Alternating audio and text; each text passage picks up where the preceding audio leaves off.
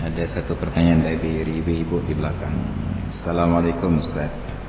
Jika kita pergi sampai di tempat tujuan, kita menginap sampai dengan seminggu, yang terbaik berapa hari atau berapa waktu salat yang kita jamak? Terima kasih atas jawabannya. Musafir, ini salat musafir. Yang pertama, sejauh apapun perjalanan yang kita tempuh, tidak boleh memulai jamak dan qasar ketika masih di rumah. Karena ini banyak dipraktekkan.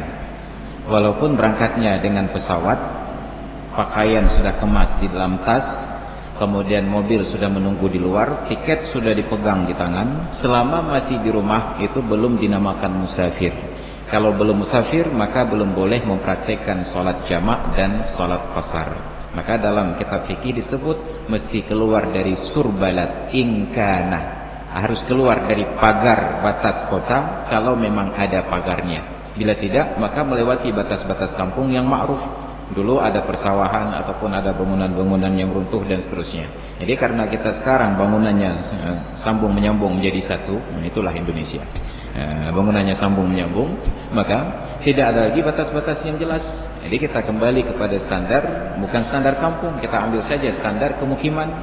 Jadi kalau mukim kita ini umpamanya masuk dalam mukim lam gugup atau mukim kaya Adam dan seumpamanya, keluar dari batas mukim.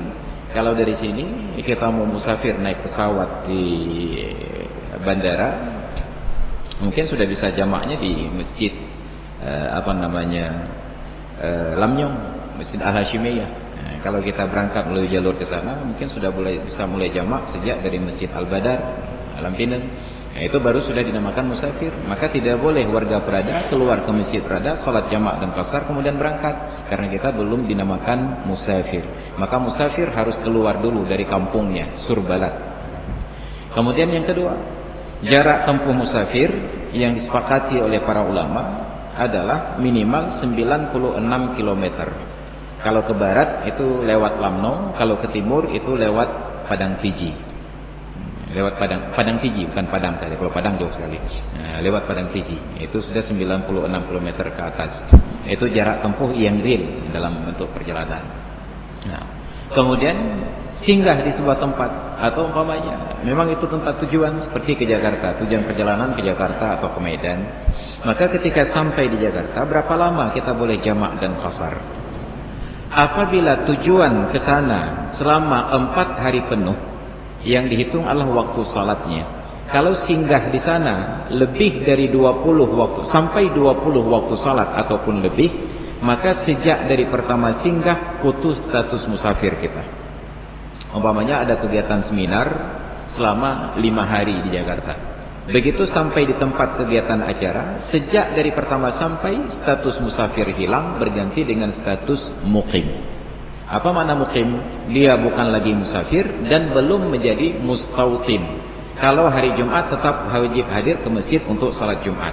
Salatnya tidak lagi boleh jamak dan tidak lagi boleh qasar apabila berencana menetap 4 hari penuh. 4 hari penuh sama dengan 20 waktu salat. 1 hari 5 waktu. Maka yang dihitung bukan harinya, waktu salatnya. Kira-kira sejak dari pertama singgah sampai berangkat meninggalkan tempat tersebut, berapa waktu kita salat di tempat tersebut? 20 waktu. Sejak pertama singgah putus status musafirnya. Kurang dari 20, hanya 19 waktu masih berlaku hukum musafir. Maka kalau kurang dari 20, maksimal hanya sampai 19 waktu salat berada di lokasi. Selama berada di tempat tersebut boleh jamak, boleh qasar. Kasus kedua, ada orang sampai ke sebuah tempat singgah, dia tidak jelas berapa lama. Kalau selesai, besok berangkat. Lusa selesai, lusa berangkat. Tapi enggak selesai. Selama tidak selesai, maka diizinkan untuk jamak dan qasar tidak boleh lebih dari 4 hari. Ternyata setelah 4 hari masih berlanjut, sudah tidak berlaku lagi jamak dan qasar. Maka dalam kasus yang pertama, karena dia tahu berada di sana 4 hari atau 20 waktu salat, sejak dari hari pertama putus musafir. Kasus kedua, karena dia belum tahu berapa hari di sana, selama 4 hari ke depan masih boleh jamak dan qasar. Hari-hari berikutnya tidak boleh lagi.